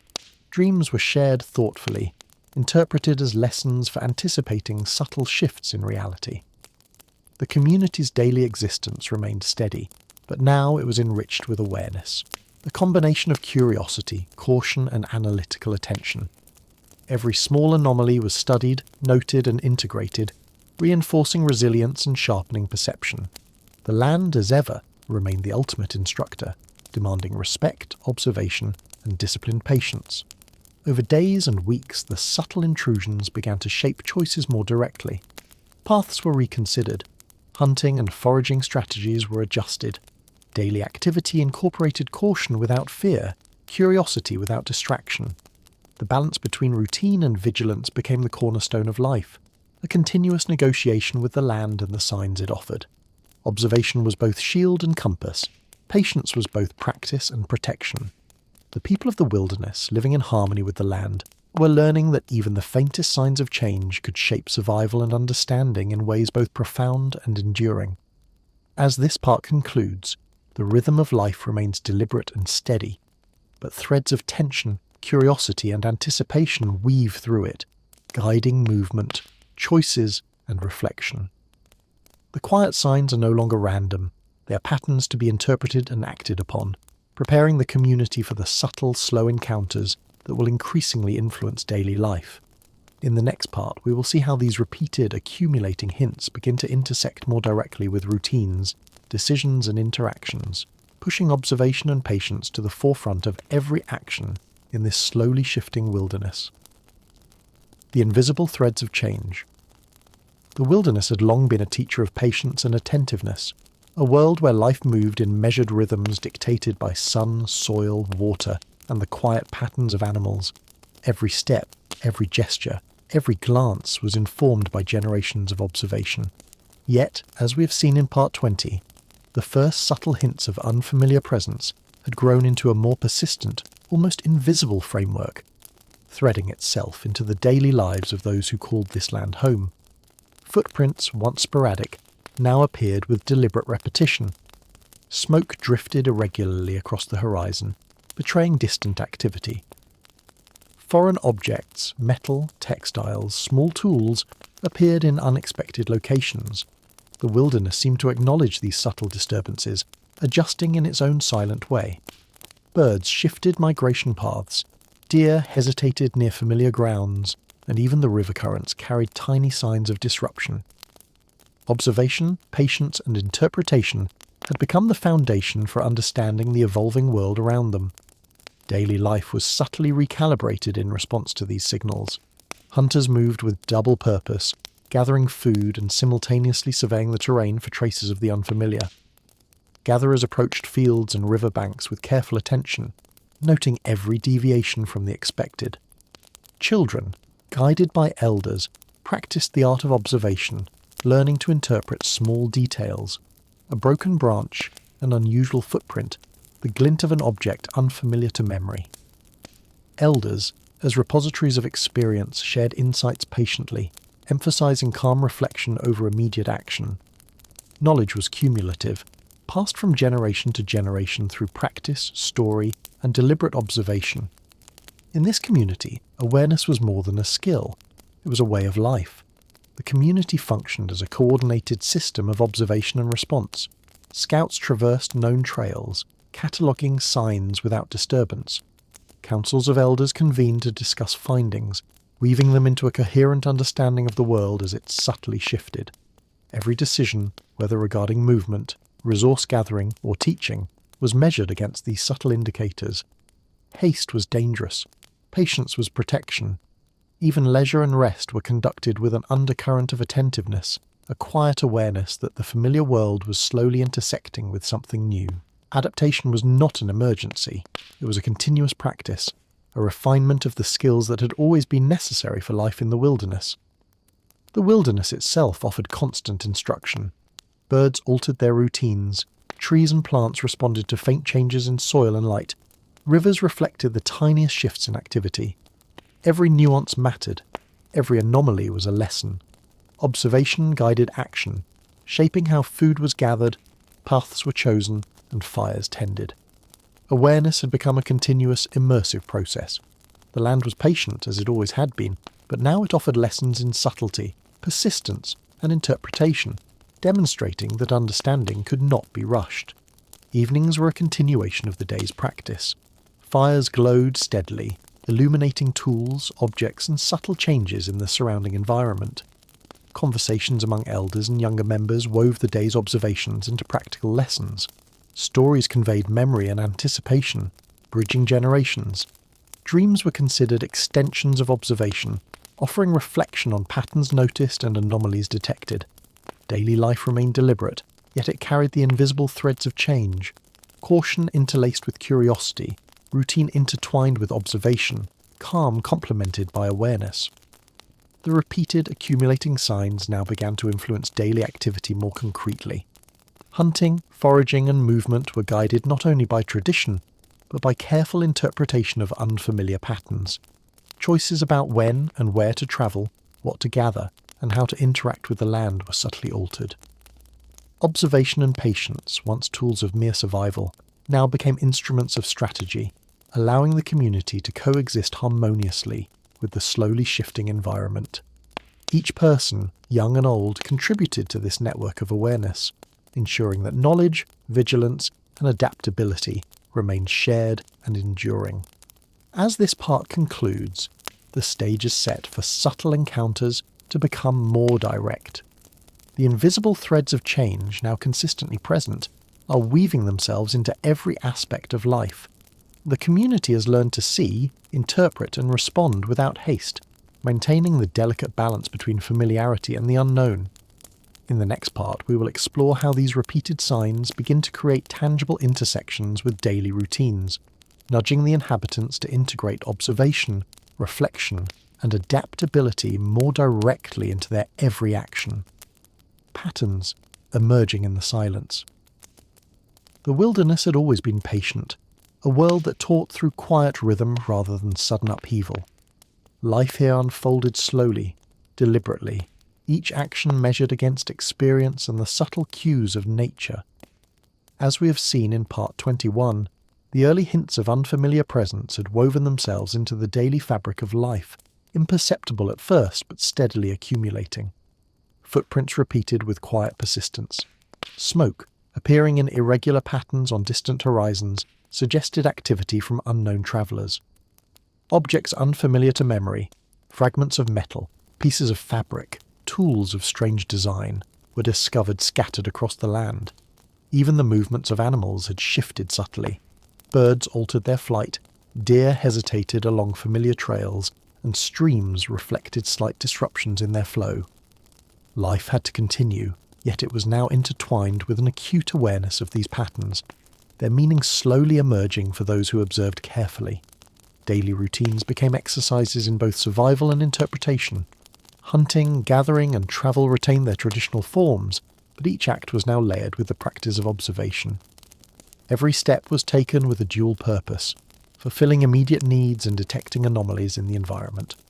Children, under the guidance of elders, honed their ability to notice the smallest details, the tilt of a branch, the unexpected pattern of a footprint, or a gleam of material unfamiliar to memory.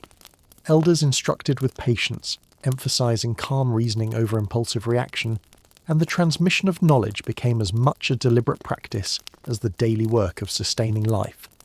Observation was no longer simply practical. It had become the foundation of understanding, the lens through which life was interpreted, and the guide to adaptation. Communities functioned as networks of awareness and deliberate action. Scouts moved quietly through known trails, recording signs of the unfamiliar while leaving them undisturbed. Councils of elders convened regularly, weaving together observations from different parts of the territory to form coherent interpretations. Decisions, where to travel, when to hunt, what areas to avoid, were made not hurriedly but thoughtfully, based on accumulated evidence.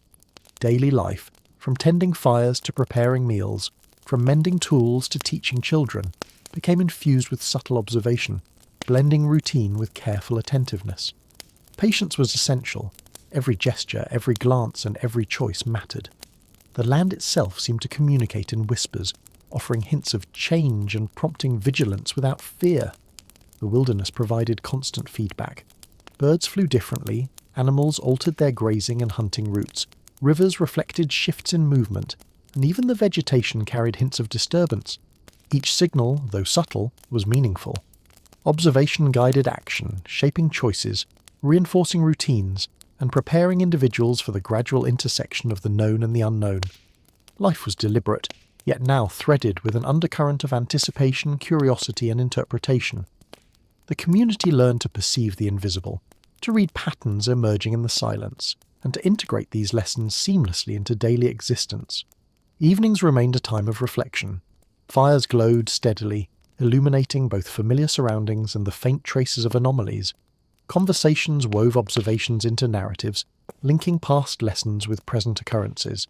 Dreams were discussed, examined and interpreted, not as mere stories but as extensions of the day's learning, reinforcing mental awareness. The community's existence became an intricate balance of routine and alertness, a rhythm that was deliberate, patient, and yet responsive to the subtle signs of change around them. Observation was both shield and compass, while awareness became the unspoken language of survival. As these subtle signs accumulated, they began to influence decisions more directly. Routes were reconsidered, foraging adjusted, and the timing of daily activities subtly changed. The community adapted organically, not out of fear, but out of a cultivated understanding that the unfamiliar had begun to quietly interact with their world. Awareness guided not only movement but interpretation of the environment, embedding observation into every decision. The wilderness, patient and unhurried, continued to teach that understanding required time, careful attention, and the discipline to integrate even the smallest signs into the broader patterns of life. By the close of this part, the invisible threads of change had become continuous, shaping the rhythm of daily life and laying the groundwork for more tangible encounters in the future. The inhabitants had learned to see, interpret and respond without haste, balancing curiosity with caution, patience with adaptability. In the next part, we will witness how these ongoing, accumulating patterns begin to intersect more concretely with daily activity, compelling the community to respond, adjust, and integrate lessons more actively into their routines. The slow convergence of the familiar and the unknown. The wilderness had always been a patient mentor, teaching in quiet, deliberate ways that demanded attention, not haste. Life moved with rhythm and balance, attuned to the sun, the seasons, and the subtle cues of the land.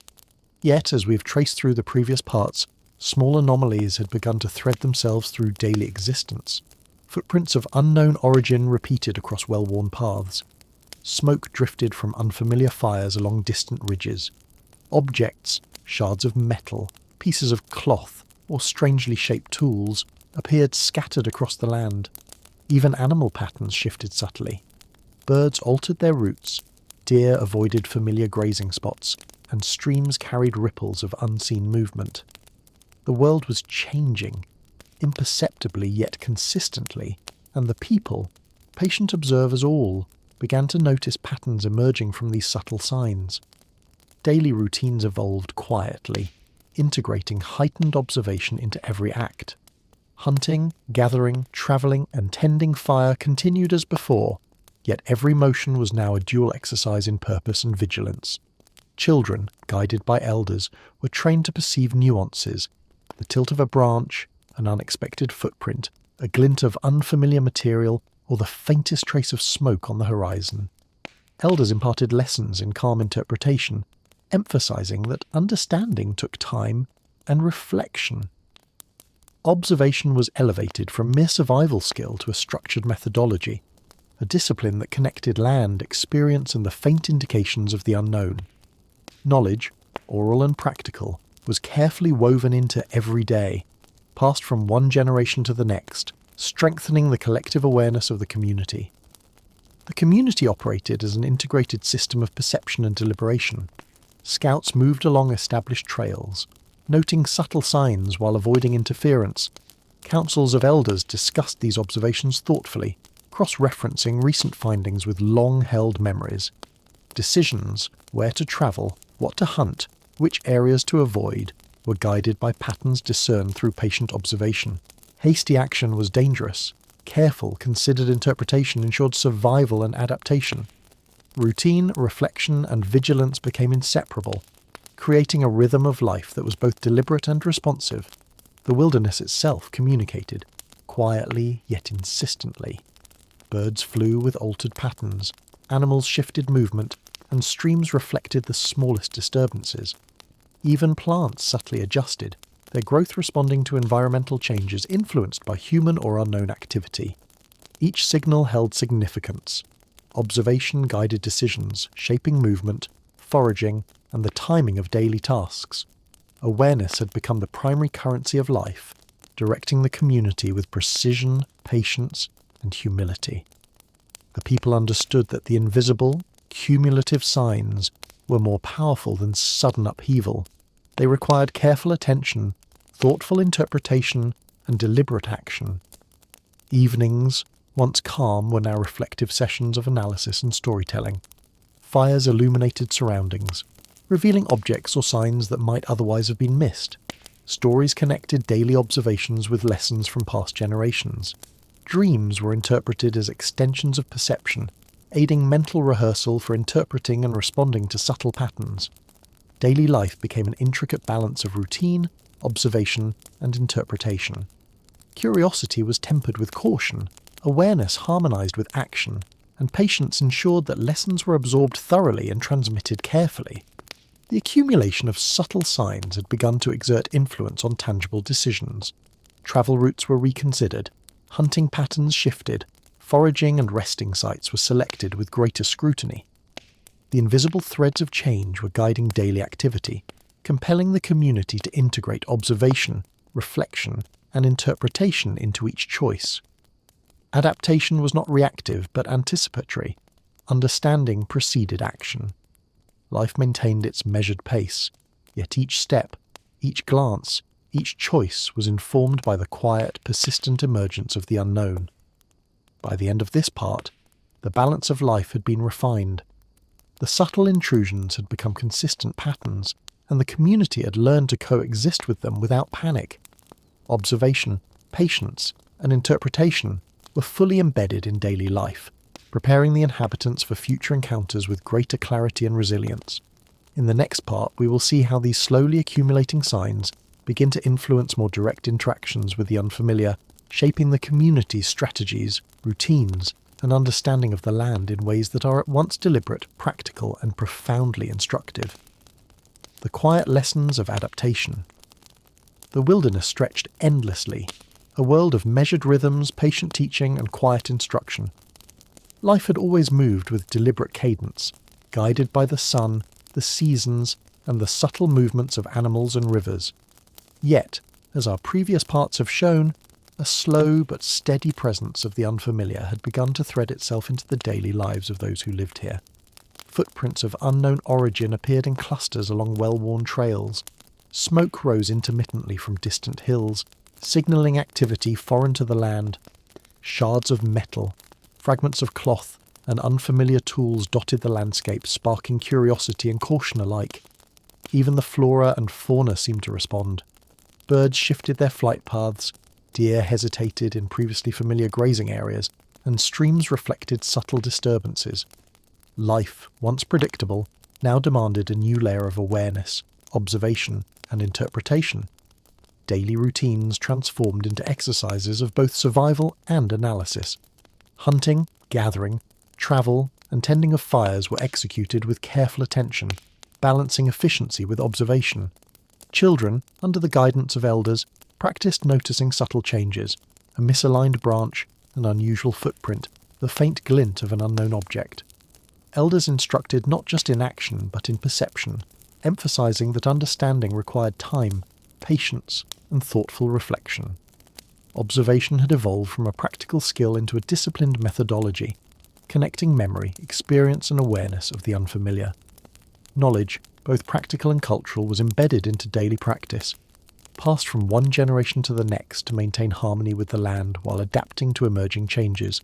Communities operated as cohesive systems of observation and deliberate decision-making. Scouts traversed familiar paths, recording subtle anomalies while leaving them undisturbed. Councils of elders convened to cross-reference reports, identify patterns, and make measured decisions regarding movement, hunting, and gathering. Hasty actions were avoided. Careful, patient analysis guided every choice. Life, though outwardly routine, was now layered with vigilance, reflection, and awareness. Patience, once merely a virtue, had become essential, while observation served as both shield and compass.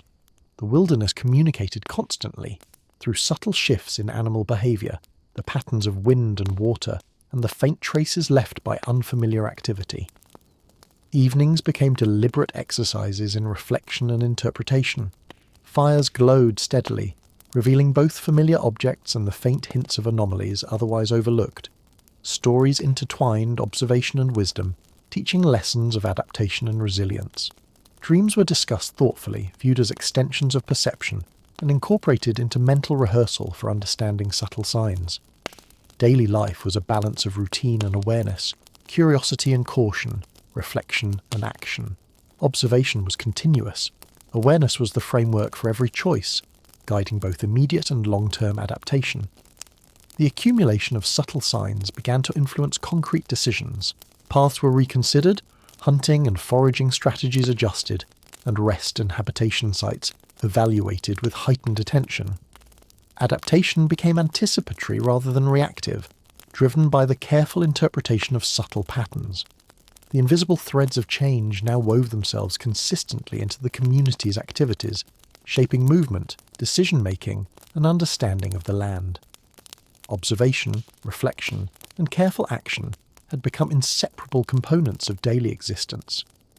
By the conclusion of this part, the community had achieved a refined balance.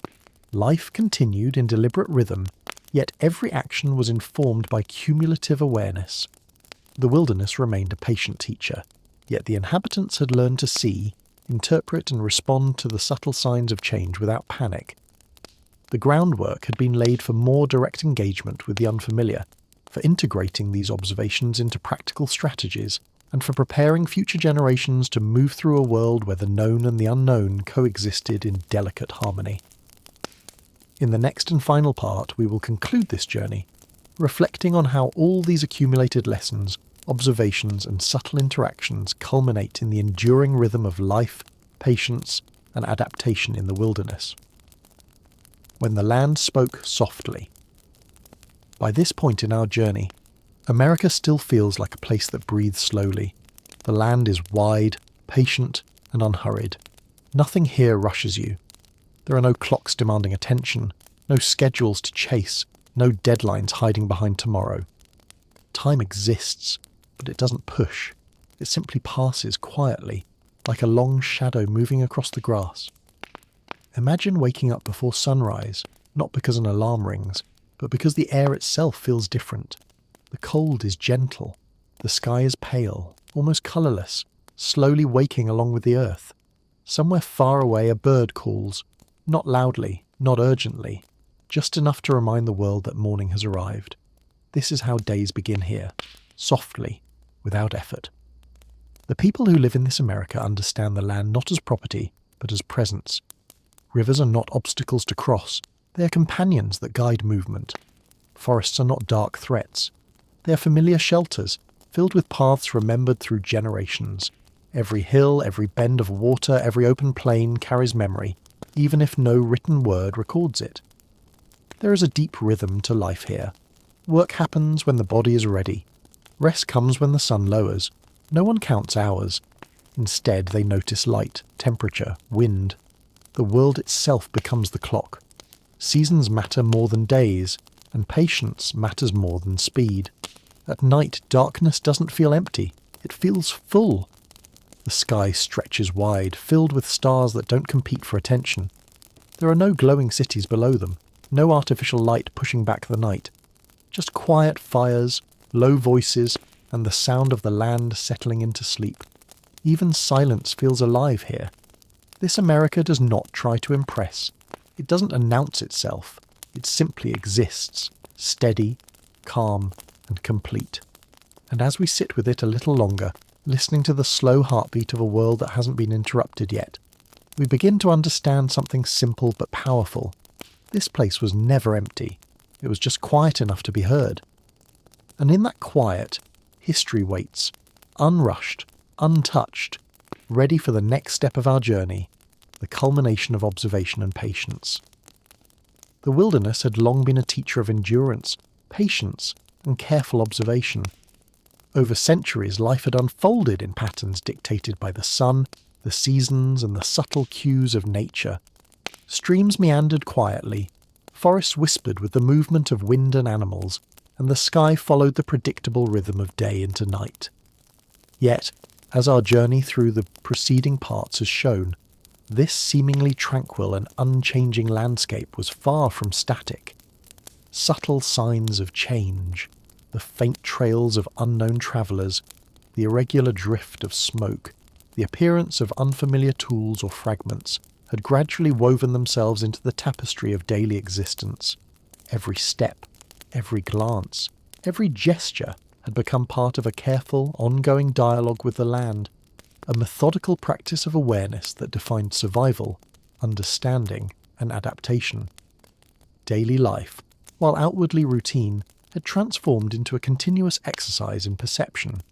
Hunting, gathering, travelling, and tending fires were now interlaced with observation, interpretation, and cautious reflection. Children, guided by elders, learned to notice nuances: the angle of a footprint, a misplaced branch, the faint glint of an object not of their memory. Elders taught not only practical skills but the art of perception, showing how patience, mindfulness, and attentive observation were essential to understanding the world as it slowly, imperceptibly changed. Knowledge, once tacit, became methodical. Each generation absorbed lessons carefully, integrating observation into action and experience into the collective memory of the community. Communities operated as cohesive systems of attentive living.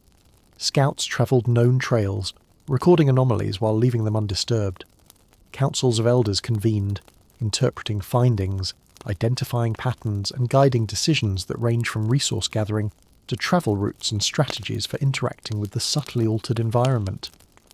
No decision was made impulsively. Patience, observation, and reflection became as important as physical skill or strength. The wilderness itself communicated constantly in subtle signals. The flight of birds, the movement of game, the texture of soil, the ripple of streams, and the patterns of plant growth. Every variation mattered, and the community's survival depended on the ability to read and respond to these silent, continuous messages. Evenings became deliberate moments of consolidation, reflection, and interpretation. Fires glowed steadily, illuminating both immediate surroundings and the faint signs of change that might otherwise have gone unnoticed. Conversations wove observations into stories, embedding lessons from both the present and past generations. Dreams were considered part of this practice, extensions of awareness that helped anticipate future interactions with the land and its subtle shifting patterns. Every ordinary act, from preparing food to repairing tools, from tending fires to teaching children, was layered with attentive consideration. Awareness had become a constant, shaping not only actions but understanding, ensuring that each individual, young or old, contributed to the rhythm of collective vigilance and learning. The accumulation of subtle signs gradually influenced the practical decisions of daily life. Routes were adjusted, timing of foraging and hunting reconsidered, and every action infused with attentiveness. Adaptation was deliberate, anticipatory, and informed by careful observation. The invisible threads of change had become integrated into the framework of existence, guiding movement, strategy, and reflection in ways that ensured both safety and continuity. Life was no longer simply survival. It was a deliberate practice of learning, seeing, and responding, balancing curiosity with caution, reflection with action, and routine with vigilance. By now, the community had mastered the delicate balance between the known and the unknown, between routine and subtle change. Every day was an exercise in quiet resilience, patience, and observation, a testament to the careful cultivation of awareness that had been honed over generations. The wilderness had taught, and the people had listened, adapted, and thrived without disturbance or haste. Knowledge was layered, observation continuous, and life remained deliberate yet flexible, harmonized with the rhythm of a slowly shifting world. And so, as we conclude this long journey through the quiet, measured life of America's wilderness, we see a world that speaks in silence, teaches through patience, and endures through careful attention. The lessons of observation, adaptation, and deliberate living resonate across time, reminding us that understanding often comes not from haste or excitement, but from calm reflection, attentive observation, and the quiet unfolding of life itself. In this vast wilderness, life continued deliberately, harmoniously and thoughtfully, unhurried, resilient, and profoundly instructive. The end of the journey. The land continues, patiently. The lessons remain timeless. Good night.